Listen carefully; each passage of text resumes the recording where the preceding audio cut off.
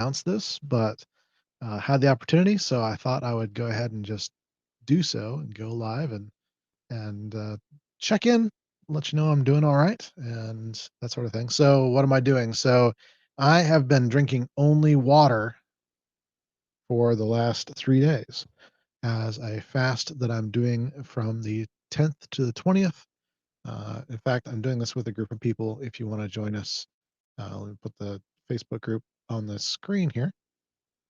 You can join our Facebook group and fast with us. This is a um, Christ-centered fast. This is for Christians that want to explore more about their 2021 and what that means for them in terms of the ways they will be earning an income and the diversification there and that sort of thing. And we're looking at that from a biblical perspective. But there's a lot of other things that come with fasting too. A lot of self-reflection and things like that that I actually believe every entrepreneur should be having anyway. Um, so that is very important. And I'm actually making sure that something's working here. Yes, it looks like it is. Okay, good. Um, yeah. So anyway, I wanted to have a time of being able to be live here, answer any questions you have, and tell you about some of my experiences with the type of fasting that I'm doing. I've mentioned before that there's lots of different kinds of fasting that you can do, and I don't want to say that one's better than the other. Honestly, I think just putting yourself into that purposeful discomfort of any kind is a kind of fasting, and so the whatever level is good for you is good for God is the way that would go. But I do think we should challenge ourselves, and so I actually have done a water only fast for several times now, and so this is something that is, I don't want to say comfortable. This level of extreme is never really comfortable, trust me, but it is something that is viable and that I've built up towards and I can do and I've done before. And so I'm doing again. I will say that there's certain things that or you note about fasting or doing water only fasting anyway. And that is that time feels different to you. And it's the first few days, there's a lot of napping and sleeping in and things like that. And so for Monday and Tuesday of this week, it's currently Wednesday as we're filming this. I did not schedule a lot of activities. I actually went very minimal. In fact, yesterday was barely anything because I knew my energy level would be very low. And so I didn't really schedule much on that day just because of that. I knew that there was going to be that. So today, unfortunately, though, was a lot more activities. And so today has actually been a little bit harder in some regards, but that is kind of normal for this kind of fast as well, is to have things feel a little bit more burdensome. You know, there's a shortness of breath that can come with just going up the stairs and things like that. And it's I mean, medically, there's reasons for that. Your body is switching over to burning fat very rapidly, uh, switching over to burning fat, and it's not if it's not used to that, then that can become very difficult. Fortunately, I took steps ahead of this fast to actually um, prepare myself for it. So you could say I've actually been fasting in a manner of speaking for about 5 or 6 days now, where I stopped things like caffeine that tend to um, uh, I don't want to say they're a bad thing for fasting necessarily, but definitely when you're water only fasting, that coming off of caffeine can make for a major headache. And that was Saturday for me. I actually had a pretty bad headache day. And so that was a thing. So yeah, there's some things to prepare for, obviously, and that helps. But yeah, but anyway, the long and short of it is getting myself transitioned into that definitely works for me. And so my energy level is uh, about exactly what I expected to be on day 3, actually, where there's just an awareness that, there's less in the tank, you could say, but at the same time, it's not unmanageable. In fact, I'm going to be going out to visit with some friends. They're going to be at a bar, and I'm going to go. But there's a level of self-discipline there where I know I'm gonna smell things and be tempted by things, and it's not that I'm going for that purpose. I'm just being aware of it ahead of time is something that is making myself more prepared for doing that. And that preparedness is something that I think is really gonna be a theme for this year. Pardon me. You do tend to dry out more when you're only drinking water, by the way. I don't know why, but yeah, it's a thing. So one of the things that I'm gonna be doing this year, and by the way, if you're joining me, feel free to say hi in the chat. I think for some reason this is not showing me properly where people are coming in from. I believe either Facebook or YouTube, but I can't really tell. So you're gonna have to say hi, and I will be able to see where you're coming in from that way. So feel free to do just that, and I will yeah, take any questions you have as well, that sort of thing. But anyway, like I was saying about preparedness, when you know you're going to be facing a situation or you know that something might be coming up that's important, that's when you can really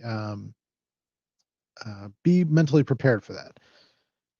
I think fasting, in a way, is a lot of that. There's a lot of mental preparation that goes into that. And the more you can put yourself in the exercise of being mentally prepared for a challenge, the better off you're going to be in facing that challenge. The other way I like to say this is that we have a romantic notion of that we'll just fight our way through it. This is especially true in America, which I think most of the people that are watching this are probably in America. This is a very American kind of a thing to where we will just celebrate people that just fight their way through things. And I don't know if that's necessarily healthy. I think what we should celebrate is the people that are really smart about it and really go at challenges in a way that they're prepared to do so, so that they still do. But we seem to like have this almost culture against preparedness, and it really disturbs me. It honestly does, because we honestly think that, if you were prepared for that, then you didn't face that big of a challenge. Excuse me, that was the same work or same challenge that was done by anybody else. Why should we hold up the person that wasn't prepared for it and plowed their way through it? Yeah, I think we should celebrate the person that was really prepared for it and went to a place of a level of more discomfort, not comfort, to progressively get themselves to that point of being ready for a challenge. This, I think, is something that's very true in our personal lives and our business lives as well, more than we think. Um, Not everybody knows this about me, and I've been talking about it more because more people have been curious about it lately. I think probably lately because of the pandemic and things like that, and the the thoughts of being locked down and that sort of thing are on a lot of people's minds, and I think they should be. I think you absolutely should have this on your mind. But my parents moved us to a place with no running water, no electricity, no phone, no utilities of any kind, back in the 80s, and here in Colorado, and so it was like here in the U.S. I know people don't believe that sometimes, but that was, I think, a formative thing for me. That was something that actually helped me prepare to be at a different level mentally. And I'm not saying that I'm one of those people that have like a bunker and, food and shelter and all that kind of stuff built in.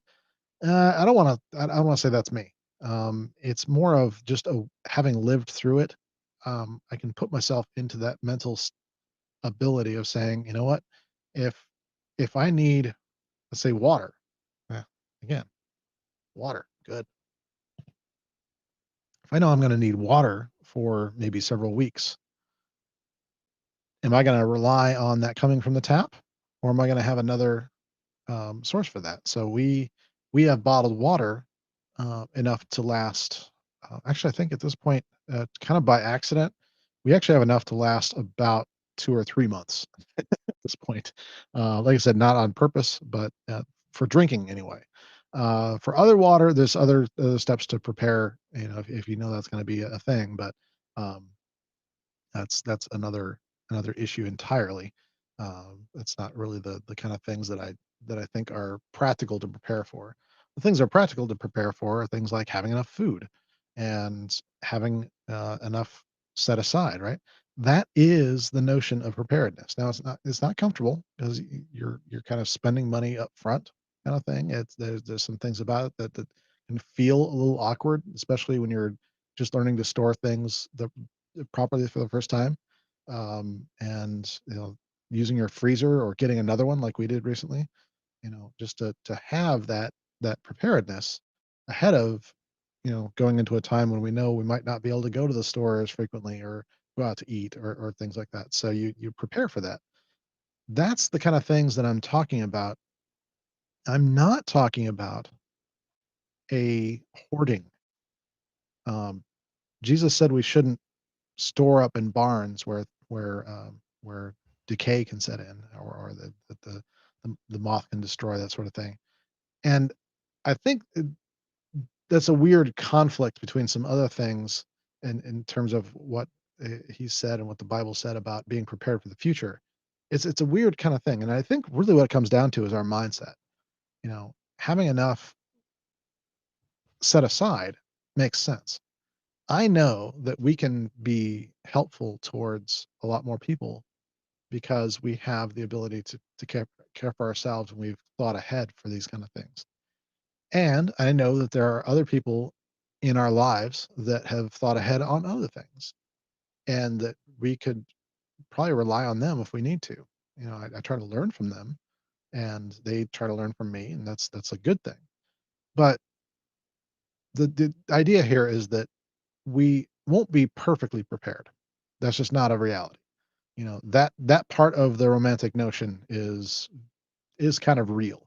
That there's no real way to prepare for everything. But what you can do, think of it like a muscle. A muscle is not going to grow unless it's challenged, right? Now, a muscle you can't necessarily give it the exact challenge it will have every time. That's not the way that works. So we give it resistance at various levels, and we pump it up, and you can see my flab. You can see I've not been doing what I'm talking about right now. But the reality is we move forward at little steps at a time and slowly increase that level of challenge or discomfort that our muscles can handle. And that's how we grow muscles, right? It's very similar in our lives that in order to get to the place where we can handle something, it really does take some preparation and putting ourselves into some purposeful discomfort to do that. So, for example, just to give some practical things, and these are little things, and I've actually talked about this on a podcast episode. I should pull that up where that is. I can maybe do that in the background as I'm thinking about this, but yeah, mental focus does tend to decrease a bit, so forgive me if I'm rambling. But as far as that goes, there's little things you can do, like just purposely using less, not doing everything you do on a normal basis. For example, we have the ability to, well, not completely pause our water in the shower, but to put it to another thing where it uses less and it's down to a stream. And I actually like doing that. It it's kind of one of those weird things I have where I don't like the idea that hot water is just coming off of me and then going right down the tubes.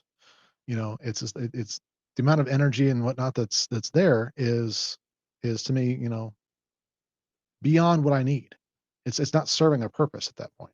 So I just turn off the water when I wetted my hair, which is important. Gotta wash the hair. This takes time, folks, and it takes effort. Um, but it's also just kind of one of those things where you just do your thing. You don't need the water running while you're lathering up your hair after all. Usually you're away from the water at that point in a shower, for example. And so I will then turn the water back on, rinse off, go with the conditioner, which I use a lot of.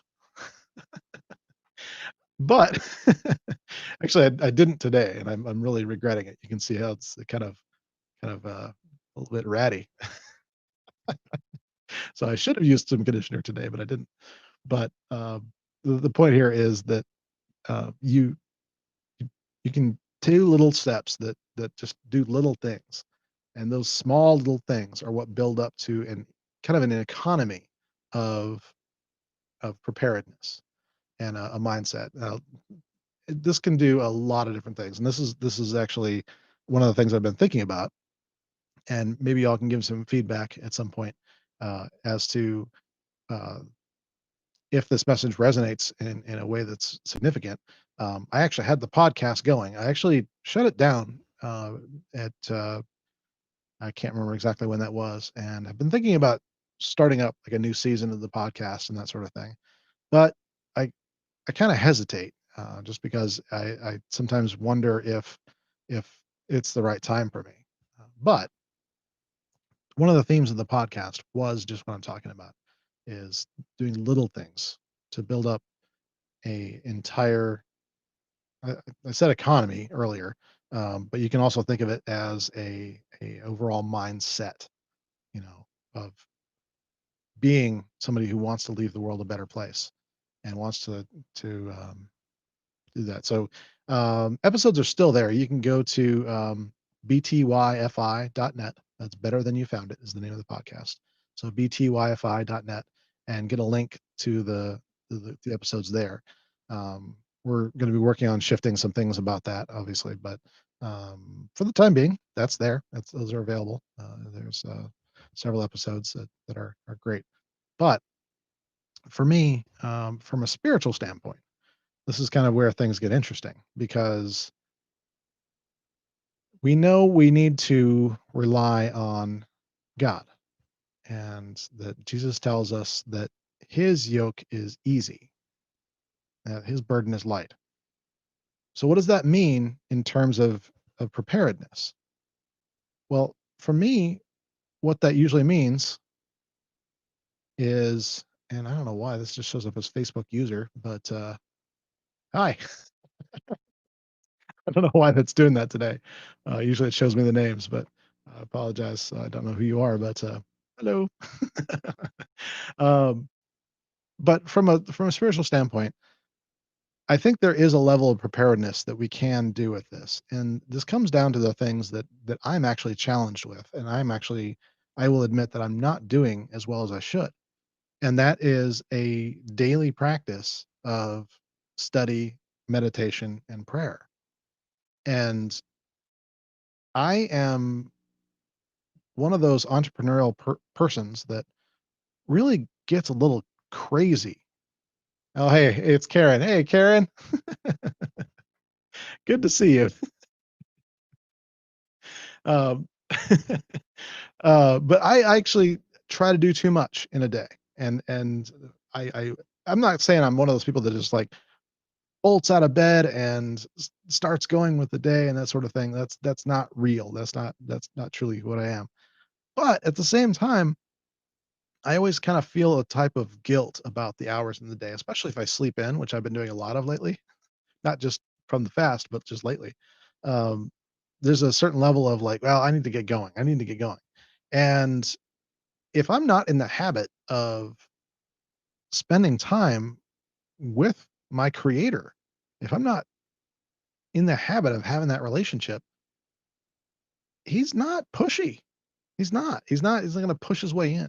And so I have to actually exercise a level of preparedness there of putting myself in that uncomfortable position of doing whatever it takes to make sure that my morning ritual includes some time for meditation because morning is really the only time that works for me. And this is the other hard thing about this. It's also true with exercise. Me exercising in the afternoon rarely happens. I'm usually the kind of guy who's working well into the evening a lot of times. Now that doesn't mean I'm working constantly. Don't take me wrong there. What it means is that there's certain times when I just feel more in the flow, if you will, and so I respond to those by actually doing it. So that's a reality. But what I'm saying about preparedness is that if we can raise our level of spiritual preparedness and awareness of what our creator wants for us, then we're much more ready to take on the challenges of the world that come at us. And I'm just going to say this right now. Yeah, 2020 was rough, yes, but folks, if you're not seeing that 2021 is going to be as rough, if not rougher, then I'm just going to ask you to open your eyes and see around you, and then get back to the Father. Get back to a relationship with Him. That's going to be way more important than checking your Facebook feed or your Twitter or whatever. You know, it's going to be way more important than the time you spend on these platforms. Because I mean, actually, my wife and I were just watching The Social Dilemma on Netflix. It was actually a good reminder to me sometimes of why I've, removed certain apps from my phone, but how I've fallen into other behaviors. Like I'm not doing as much on Facebook, and definitely not on Twitter. That has not been enjoyable for me as of late at all. But I've gotten into other platforms that are very much attention um, based, and like YouTube and things like that. Now, the irony of this, the struggle that I have is, well, I'm on Facebook and YouTube right now broadcasting. It'd be kind of a hypocrisy for me. And so it's that level of awareness that we have of saying, okay, I'm aware that this platform is dealing in my attention. My attention to the platform is its economy. You know, if you're the saying goes, if you're not paying, then you are the product. That's true. That's very true. And I have to be aware of that. And that once I'm aware of that, I have the right filters in place a little bit, and I can step back and say, okay, am I getting only one side of the picture here? Am I only seeing one part of the of the story with certain things? Am I being led down a path because I'm interested in it and I keep clicking on the videos or whatever? This is me and cryptocurrency right now. I'll tell you that right now. It's a huge distraction for me right now. It's somewhat of a good way, I think, but another way is kind of bad. It's good to learn and it's good to challenge myself, but at the same time, there's probably other productive things I could be doing.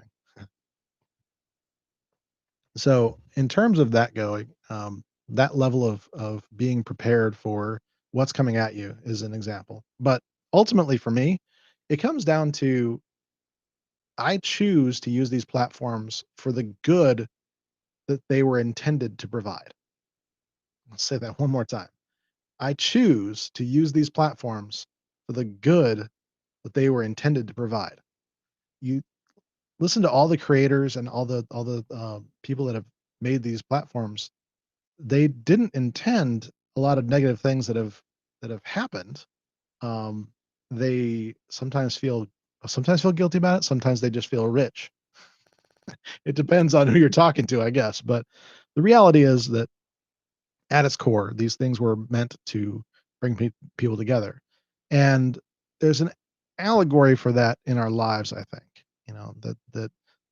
We can blame things like social media for our problems, and okay, but the reality is we just weren't at that level of preparedness. And so this is something that I'm thinking a lot about. I'm hoping to kind of test the waters about a little bit.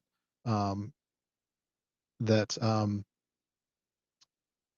Yeah, so yeah, I love that. Choose to use these platforms for the good that they were created for.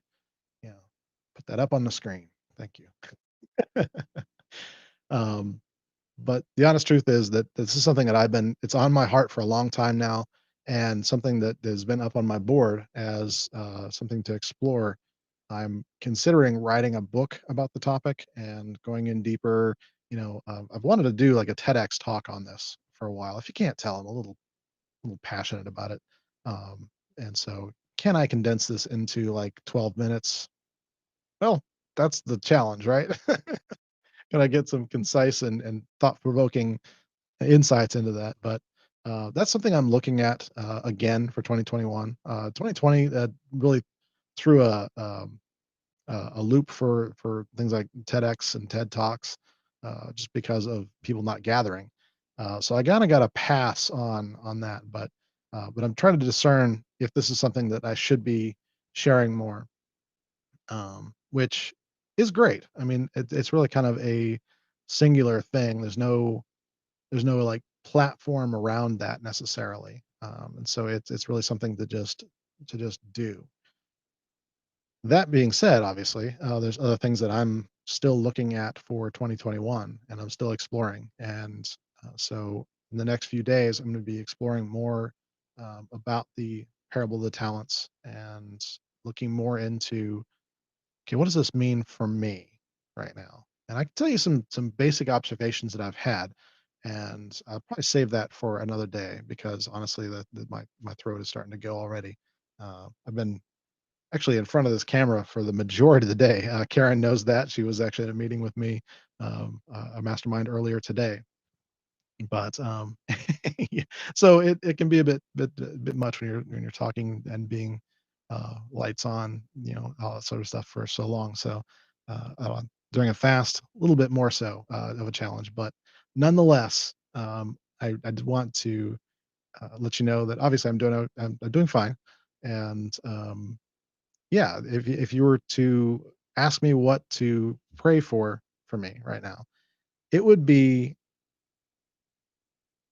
peace about a direction that I'm going, and I don't wanna be too specific yet, just because I'm still wrestling with this, but, specifically, it has to do with serving Christian entrepreneurs and what that's gonna mean, not only as a something I'm developing, but as something potentially developing to the level of lessening other things that I'm doing, that have been 3 years in the making, and momentum is just now starting to work for. Because if you are in online, platforms, believe me, it's true. It takes some time to get some momentum, and so I'm I'm pondering if it's time to, you know, let that let that go and focus completely on serving Christians that want to become entrepreneurs or have a side hustle and that sort of thing, and then be very specific in that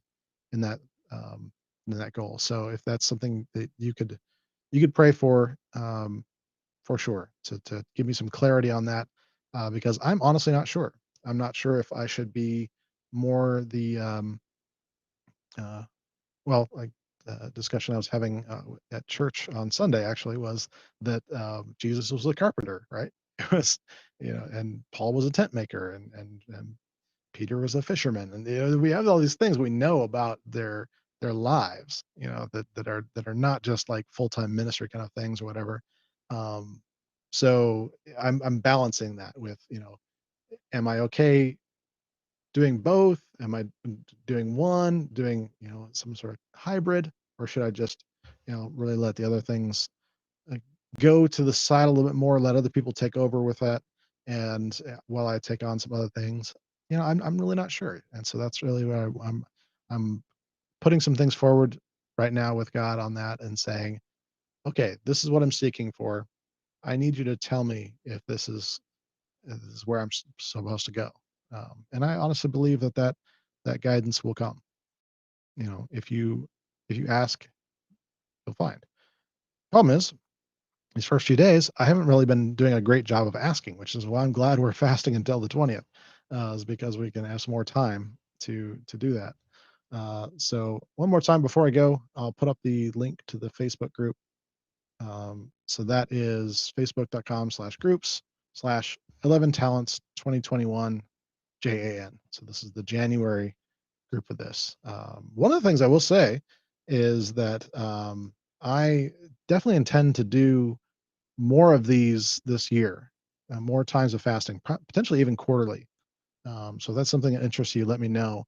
I don't know if I'm going to do it on Facebook next time. I might have a kind of a announcement on Facebook and things like that. But I think I might run this outside of Facebook next time, just based on a lot of reasons. But uh, by and large, yeah, I'm thinking about doing this more and more. So uh, let me know if that's something that interests you. But I'd love to see you in the group and love to have you participate there. It's a very small group right now, which is good. I was actually, yeah, I'll be honest, I was a little concerned about it being too big because I'm fasting as well, so it's a little hard to manage a lot of things all at once. But I'm really happy with the size of the group and the people that are in there. So but you're more than welcome to join us.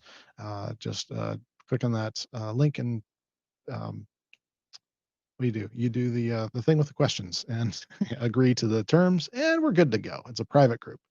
So there you have it. That's where I'm at. Day 3, water only. Several more days to go. Ah. Thanks for being with me, and we will see you again. I'm gonna go ahead and schedule some lives after I get off of this. I'm actually gonna use the interface to schedule some live meetings throughout the rest of the week, so you have a little bit more notice next time. But thanks for being with me. I really appreciate you being on and viewing this live. Cheers, everybody.